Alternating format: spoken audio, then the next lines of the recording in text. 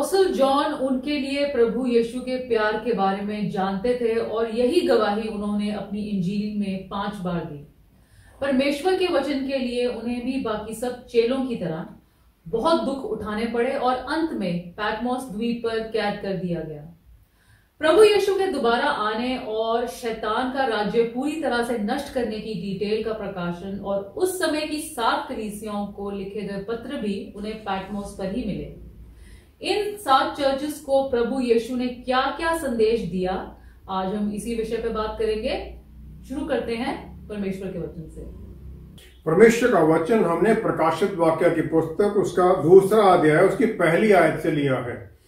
Ephesus की कलीसिया के दूत को यह लिख, जो 7 तारे और अपने दाहिने हाथ में लिए हुए है और सोने की 7 दीवटों के बीच में फिरता है, वह ये कहता है कि मैं तेरे काम और तेरे परिश्रम और तेरे धीरज को जानता हूं, और यह भी कि तू बुरे लोगों को देख नहीं सकता और जो अपने आप को प्रेरित कहते हैं और है नहीं, तूने परख कर झूठा पाया। तू धीरज धरता है और मेरे नाम के लिए दुख उठाते उठाते थका नहीं, पर मुझे तेरे विरुद्ध ये कहना है कि तूने अपना पहला सा प्रेम छोड़ दिया है। इसलिए स्मरण कर कि तू कहां से गिरा है और मन फिरा और पहले के समान काम कर। यदि तू मन ना फिराएगा तो मैं तेरे पास आकर तेरी दीवट को उसके स्थान से हटा दूंगा। पर हाँ, तुझमें यह बात तो है कि तू निकुलोइयों के कामों से घृणा करता है, जिनसे मैं भी घृणा करता हूं। जिसके कान हो वह सुन लेगी आत्मा कलीसियाओं से क्या कहता है। जो जय पाए मैं उसे उस जीवन के पेड़ में से जो परमेश्वर के स्वर्ग लोक में है फल खाने को दूंगा। परमेश्वर के वचन को पढ़े और सुने जाने से आशीष हो। आमीन। प्रभु यीशु द्वारा लिखाए गए पत्रों में क्या महत्वपूर्ण बातें कही गई हैं और ये उन्होंने यही 7 चर्चेस ही क्यों चुने? जो चर्च स्थापित किया गया प्रभु यीशु ने, वो ईस्टर वाले दिन, जिस दिन जी उठे उस दिन उन्होंने वो स्थापित किया। हालांकि उससे पहले जब प्रभु यीशु यहां थे तो चेलों को सिखा रहे थे। यूहन्ना 20 की 19 से 23 आयत में प्रभु यीशु जी उठने के बाद में चेलों के बीच में आते हैं और फिर वो कहते हैं, जैसे पिता ने मुझे भेजा है वैसे ही मैं भी तुम्हें भेजता हूं। यह कहकर उसने उन पर फूंका और उनसे कहा, पवित्र आत्मा ले लो। जिनके पाप तुम क्षमा करो वे उनके लिए क्षमा किए गए हैं, जिनके तुम रखो वे रखे गए हैं। यरूशलेम में जो चर्च था वो माना जाता है मदर चर्च था, उसी से सब बाकी आगे बने हैं। पेंटकॉस्ट वाले दिन जो पतरस रसूल ने पहला सरमन दिया, प्रेरितों की पुस्तक 2 अध्याय 9 से 15वीं आयत में और फिर 41 आयत में, 13 देशों के लोग वहां पर यहूदी और प्रोसेलाइट जो नए कन्वर्ट आए थे यहूदियों में, सबने सुना और उस दिन 3000 लोग उस चर्च का हिस्सा बन गए। उन्होंने विश्वास में प्रभु यीशु को अपना मुक्तिदाता मान लिया। और फिर जब उनके ऊपर यहूदियों का जोर जबर शुरू हुआ जो कि यरूशलेम में थे, तो ये सब लोग जो प्रभु यीशु में बदले थे, उनको उन्होंने उद्धारकर्ता माना था, वो सब अपने अपने जगह पर वापस चले गए। और इस प्रकार परमेश्वर का वचन, ये मुक्ति का वचन जो था प्रभु यीशु के द्वारा, ये भी उनके साथ उन सब जगहों पर पहुंच गया। रोम में भी चर्च उस समय तक स्थापित हो चुका था, क्योंकि ये लोग रोम में भी गए। इसके बाद में उन्होंने वहां पर भी चर्च स्थापित किया। और पौलुस रसूल की जो पत्री रोमियों को लिखी गई वो AD 53 में लिखी गई, 53 में। और ये माना जाता है कि अपोस्टल जॉन यूहन्ना रसूल जो कि इफिसस में बिशप थे, उन्हें परमेश्वर का वचन सुनाने से मना करने पर भी जब ना हटे तो उन्हें उबलते हुए तेल के अंदर डाल दिया गया। लेकिन उस तेल का उनके शरीर पर कोई असर नहीं हुआ और वो इसलिए उन्हें फिर सजा के तौर पर पैटमोस आइलैंड पर भेज दिया गया। पैटमोस आइलैंड इफिसस से बिल्कुल सामने अपोजिट समुद्र में है। इफिसस में बिशप थे यूहन्ना रसूल और टिमोथी थे वहां पर पास्टर, जिन्हें पौलुस रसूल ने वहां पर अपॉइंट किया था। टिमोथी को भी बाद में शहादत दी जाती है। जो प्रकाशित वाक्य पुस्तक है ये यूहन्ना रसूल ने पैटमोस आइलैंड से AD 93 में लिखी और पैटमोस के बिल्कुल सामने लैंड के ऊपर इफिसस है और उसके साथ में सातों चर्च थे, और ये सातों चर्च चुने गए एक एग्जाम्पल के तौर पर। जो 7 पत्रियां इनको लिखी गई वो अलग अलग चिट्ठियां नहीं थी, बल्कि ये एक पुस्तक में थी, कंपोजिट पुस्तक, जो कि सब चर्चेज में जानी थी ताकि सब लोग पढ़ें उसे, सब कलीसियाएं पढ़ें और सुने उसे। और क्योंकि ये प्रकाशित वाक्य की पुस्तक का हिस्सा हैं, तो ये जो पत्री हैं ये भविष्य के बारे में भी हैं, ताकि आज का जो हर चर्च है वो भी इसके साथ अपने आप में सीख सके। जब तक ये प्रभु यीशु का दोबारा आगमन होना है तब तक ये जो पत्रियां हैं ये लागू हैं। और ये जो पत्री हैं ये उस समय के जो शहर जहां पर ये चर्च थे उनकी जो कल्चर थी उसके बारे में भी दर्शाता है, क्योंकि जो कलीसिया है वो लोकल कम्युनिटी से थी, चाहे वो यहूदी थे चाहे जेंटाइल्स थे, सब लोकल कम्युनिटी के थे, वहीं रहते थे। तो उस जगह के जो कल्चर के इफेक्ट थे वो भी कलीसिया में दिखाई देते थे और चर्च में दिखाई देते थे।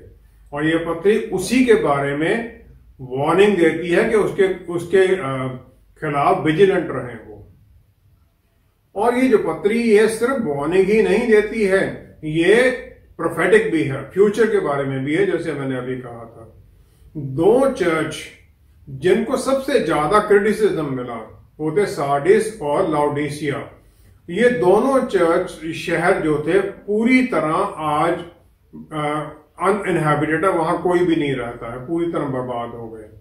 जिन्हें सबसे ज्यादा प्रेज किया प्रभु यीशु ने वो थे स्मायरना और फिलाडेल्फिया।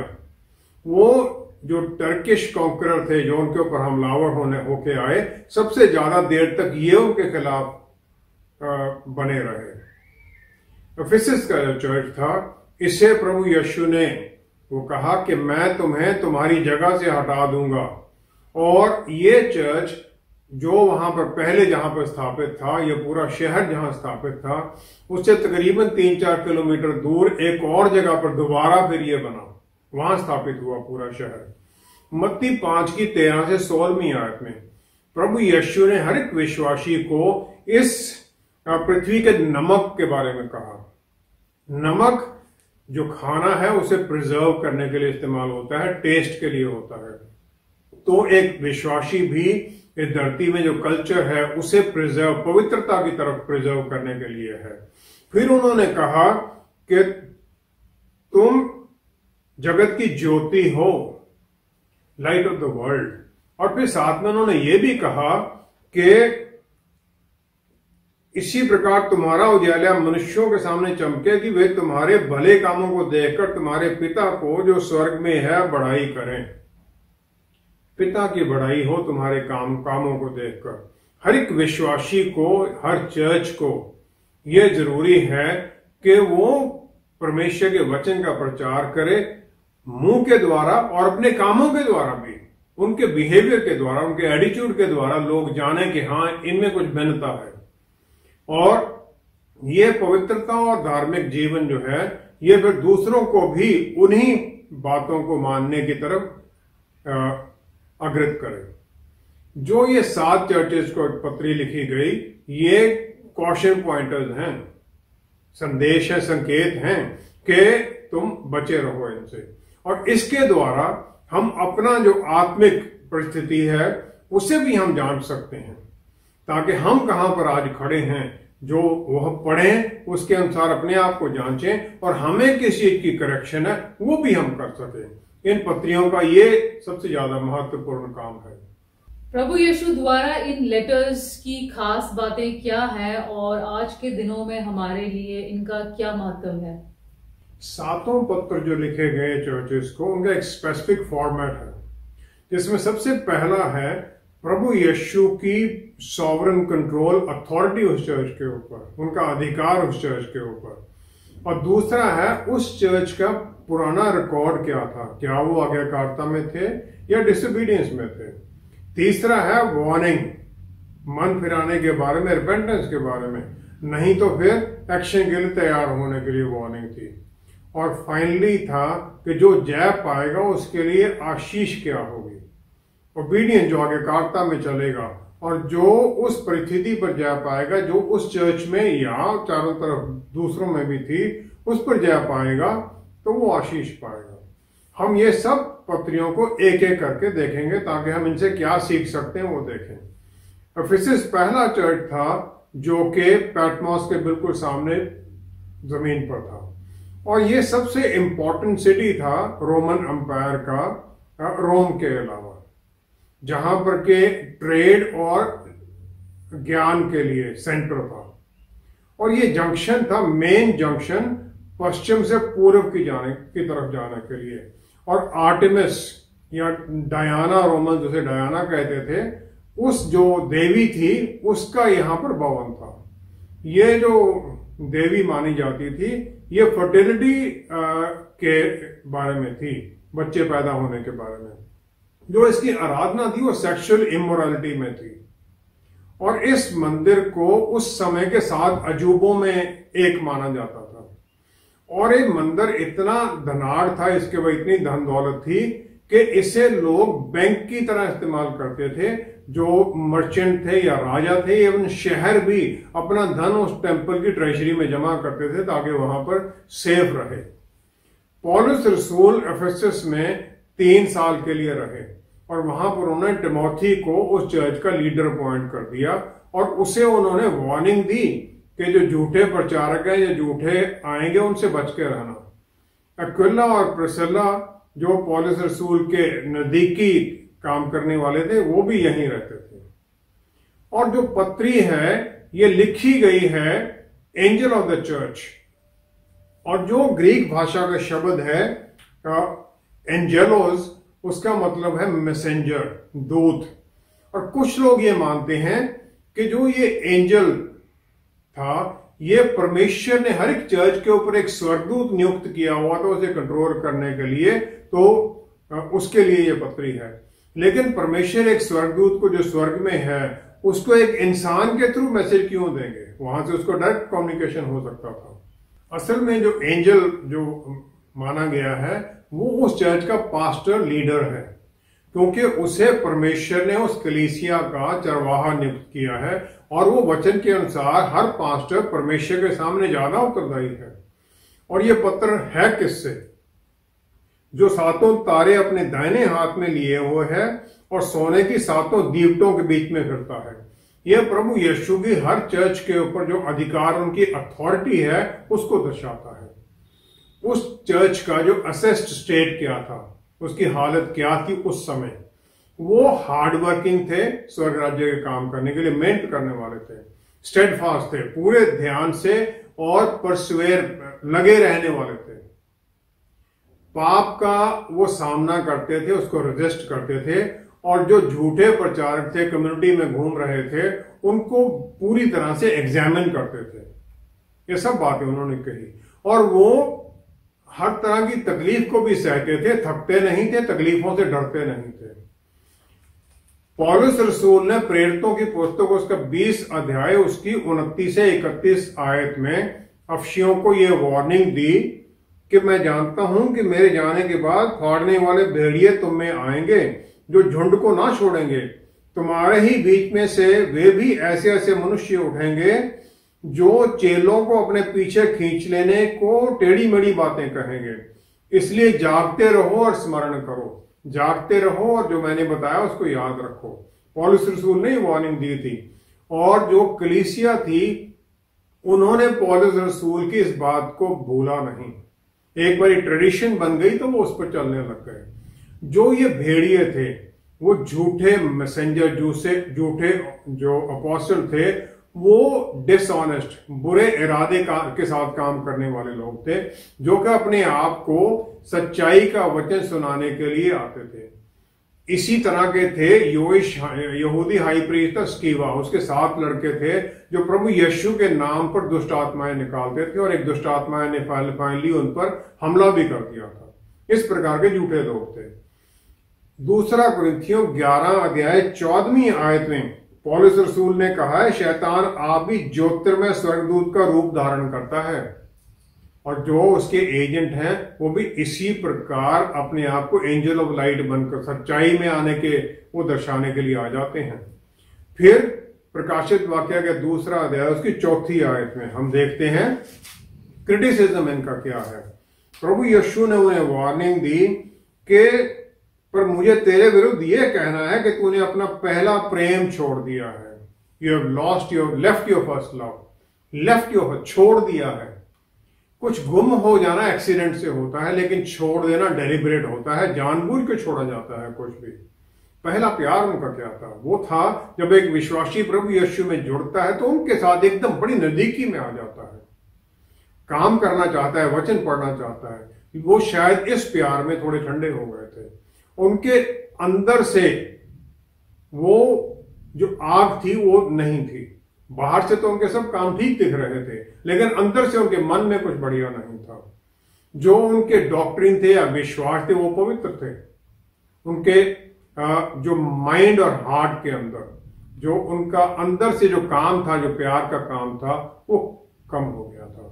और एक दूसरे के लिए प्यार भी कम हो गया था, कम्युनिटी के लिए प्यार कम हो गया था, दूसरों को वचन बताने वाले वो कम हो गए थे। जो ही हम आते हैं वचन में तो हम दूसरों को बताना चाहते हैं हमारे लिए कैसे हुआ, इनमें शायद ये कम हो गया था।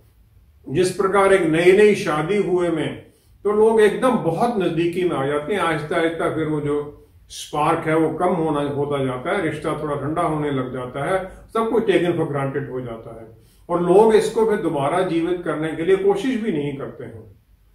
जो ये चर्च था, हालांकि काम बहुत कुछ कर रहा था, लेकिन जो उसका मंशा थी वो गलत थी, मोटिव गलत था।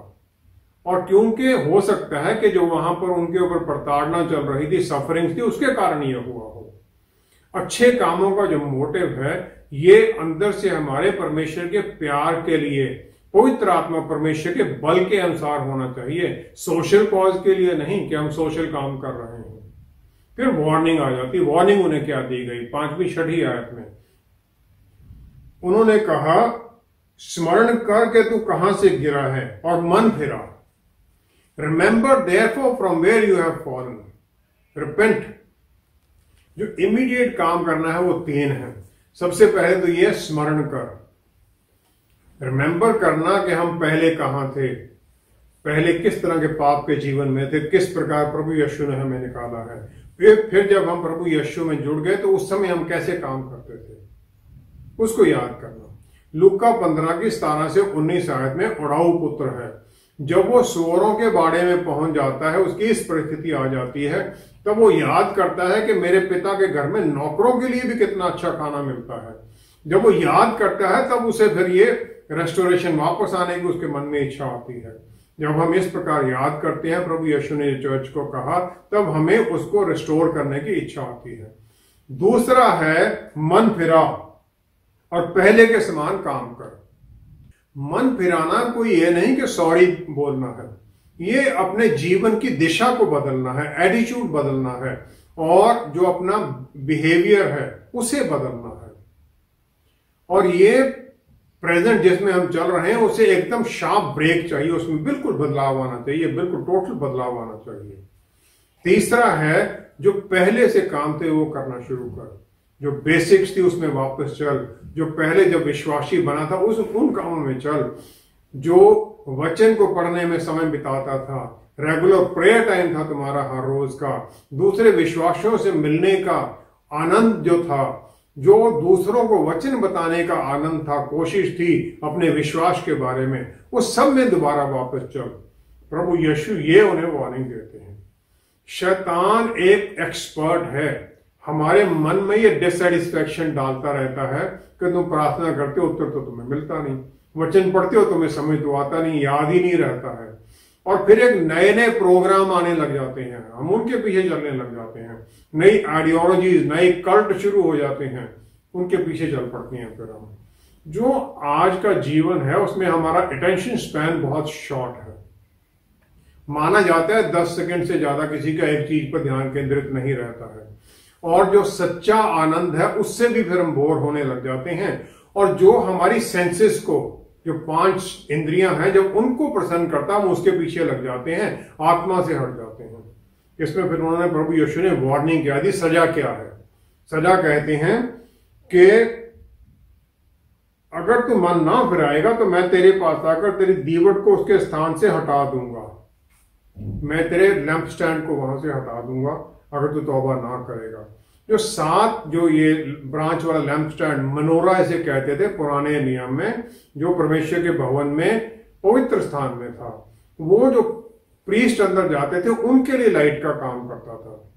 इस प्रकार जब प्रभु यीशु ने कहा कि मैं ये तुम्हारा लैंप स्टैंड निकाल दूंगा तुम्हारे बीच में से, तो ये कह रहे मैं अपने आप को, प्रभु यीशु तो ज्योति हैं हर चर्च की हमारी, वो अपने आप को निकाल देंगे और उनकी हजूरी की जो महिमा की रोशनी हमारे बीच में से निकल जाएगी।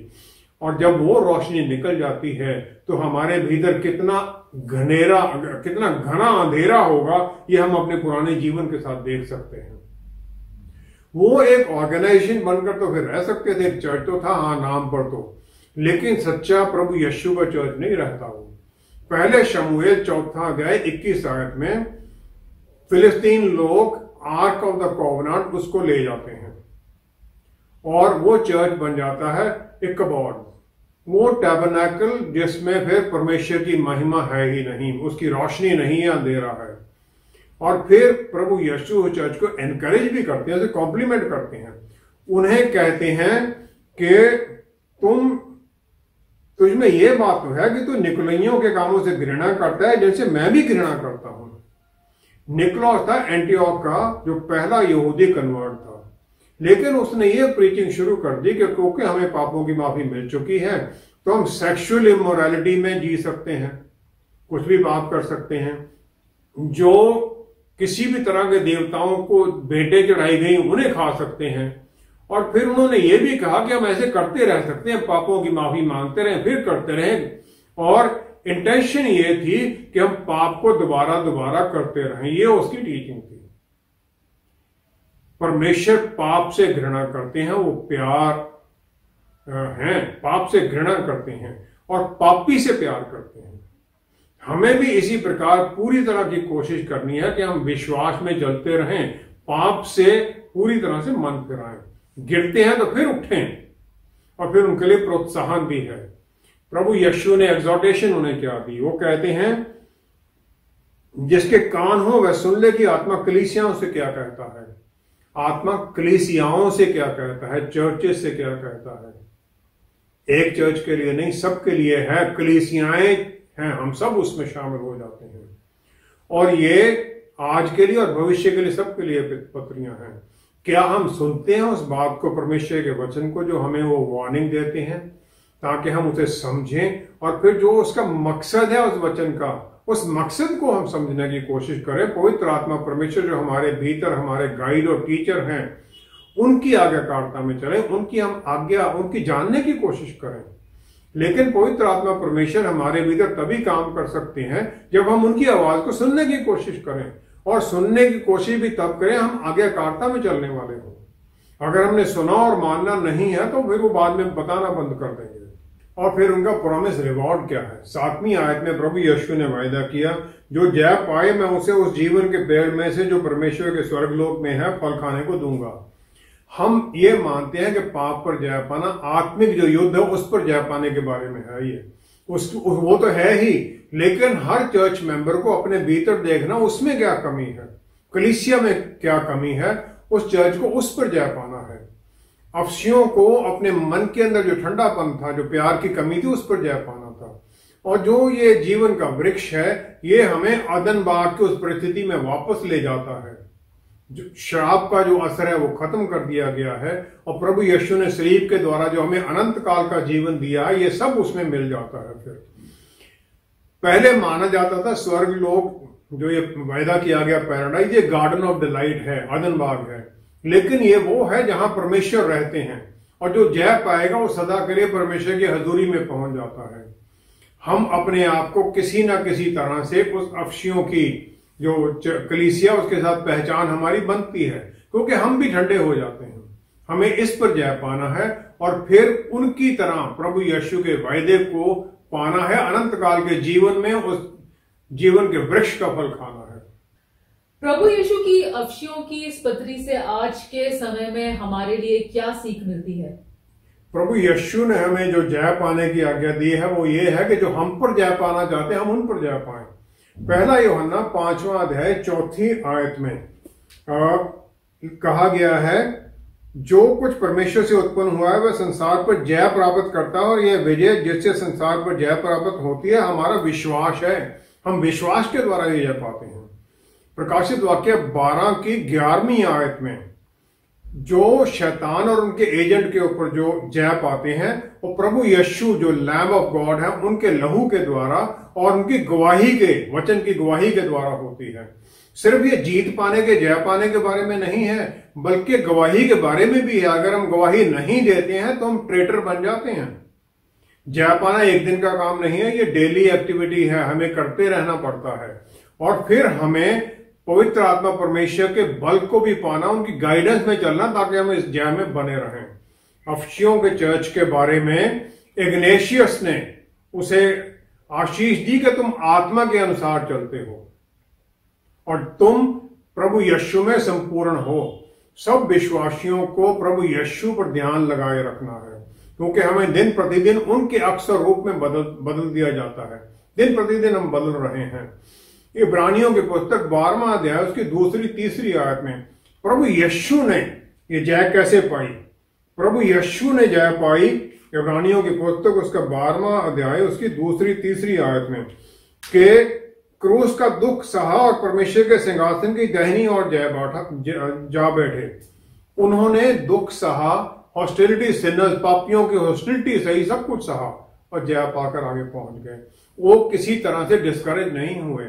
पवित्र आत्मा परमेश्वर हमें प्रभु यीशु की तरफ लेके जाते हैं और वो हमें पिता परमेश्वर की तरफ लेके जाते हैं। लेकिन शैतान हमें अपने ऊपर ही फोकस हुए रहना चाहता है, हमें अपने ऊपर ही बनाए रखना चाहता है। प्रभु यीशु ने हमें अपने साथ संगी वारिस बना दिया है।